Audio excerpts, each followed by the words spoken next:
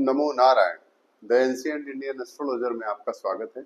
फिर वही कुंडली देखने की कड़ी में आज हम श्री विशाल चंद्रा जी की कुंडली देखने जा रहे हैं, जिनका जन्म पटना बिहार का है। विशाल चंद्रा जी द्वारा प्रश्न किया गया है, दो प्रश्न किया गया।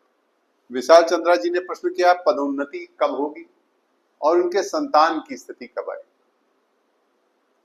तो विशाल चंद्रा जी, आपके प्रश्न का उत्तर मैं दूंगा, उससे पहले आप हमारी बातों को ध्यान से सुनिएगा और हम आपसे ये रिक्वेस्ट कर रहे हैं कि अंत तक हमारे चैनल पर बने रहिएगा और ध्यान से सुनने का प्रयास कीजिएगा। हम आपकी कुंडली का विश्लेषण करेंगे और आपको बताएंगे कि आपकी पदोन्नति कब और किस स्थिति में, किस ईयर में होने वाली है, आपकी संतान की स्थिति कब आने वाली है। जैसा कि हम सबके कुंडलियों का ज्योतिषीय विश्लेषण करते हैं, उसी तरह आपका भी करेंगे। उसमें कुछ बातें भी बताएंगे जो हमारे ज्योतिषीय भाई भी इस चैनल को देख रहे हैं, उनके लिए भी हम इसमें ज्योतिषीय सूत्रों को भी उद्घाटित करते हैं। तो हम आपसे यही कह रहे हैं कि आप ध्यान से सुने और हमारे चैनल को लाइक शेयर सब्सक्राइब करना न भूलें। आइए विशाल चंद्रा जी, आपकी कुंडली का हम विश्लेषण करते हैं। कन्या लग्न की कुंडली है। मंगल और शनि द्वितीय भाव में, शनि उच्च का है। केतु तृतीय भाव में, चंद्रमा बृहस्पति गजकेसरी राजकोर योग करके चतुर्थ भाव में स्थित है। अष्टम भाव में बुध और शुक्र है। दशमेश और अष्टम का रिलेशन बन रहा है। निश्चित रूप से आप अच्छी सेवा में हैं। सूर्य और राहु नवम भाव में स्थित है। यह भी एक अच्छी स्थिति का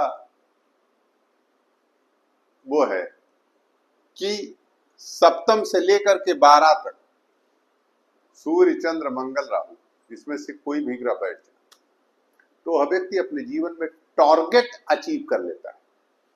आज मैं आपको बताना चाहता हूं, you will get your target sure. यानी आप अपने जिंदगी में जो लक्ष्य पाना चाहते हैं वो लक्ष्य प्राप्त कर लेंगे। जहां काम कर रहे हैं वहां एक अच्छी स्थिति में पदोन्नति प्राप्त करेंगे, ये बताना चाहूंगा। अभी ये भी बता रहा हूं कि कब होगी। दूसरी चीज, आपने संतान के बारे में प्रश्न किया है, तो पहले तो मैं आपको बता दूं कि केवल लग्न चार्ट से ही संतान की बात हम नहीं देखते। लग्न चार्ट के अलावा संतान देखना हो तो षोडश वर्ग में पाराशरी के हिसाब से D7 चार्ट हम उठाते हैं, सप्तमांश। यह कुंडली हमने उठा ली है, सप्तमांश का वर्ग।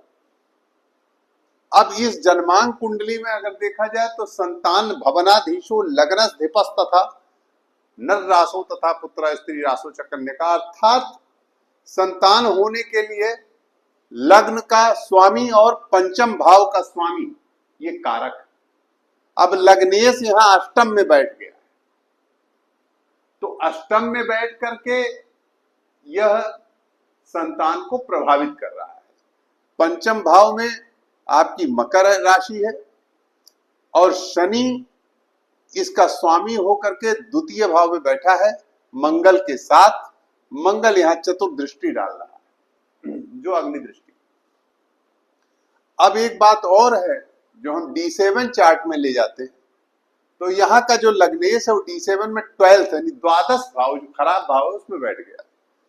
शनि पंचमेश बढ़िया भाव में बैठा है, त्रिकोण में राहु के साथ। बस यही राहु के साथ बैठा है, ये विलंब देता है, मगर निश्चित रूप से आपको संतान होगी और आप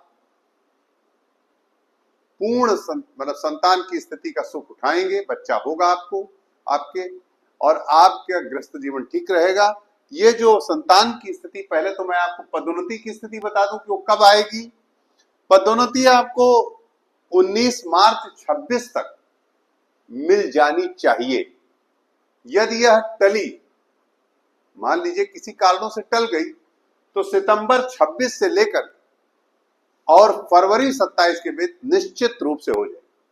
वैसे तो मुझे पूरी उम्मीद है कि आपकी मार्च 26 के पहले ही पदोन्नति हो जाए। दूसरी चीज, आपने संतान के बारे में प्रश्न किया है।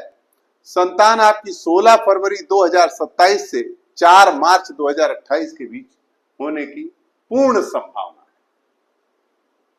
16 फरवरी 27 से 4 मार्च 2028 के बीच थोड़ा विलंब हुआ आपको। कारण क्या है कि लग्नेश अष्टम में बैठा है और इस कुंडली में जो इसका लग्नेश है D7 चार्ट का लग्नेश बड़ा महत्वपूर्ण है, संतान के लिए यही कुंडली सबसे कारक है, वो भी द्वादश भाव में बैठ गया। यहाँ लग्नेश अष्टम में, वहां लग्नेश द्वादश, इसने प्रभावित कर दिया आपकी संतान। विलंब का यही कारण है, मगर आपको संतान निश्चित रूप से सुख है और पूर्ण सुख मिलेगा, और हमने समय भी आपको बता दिया।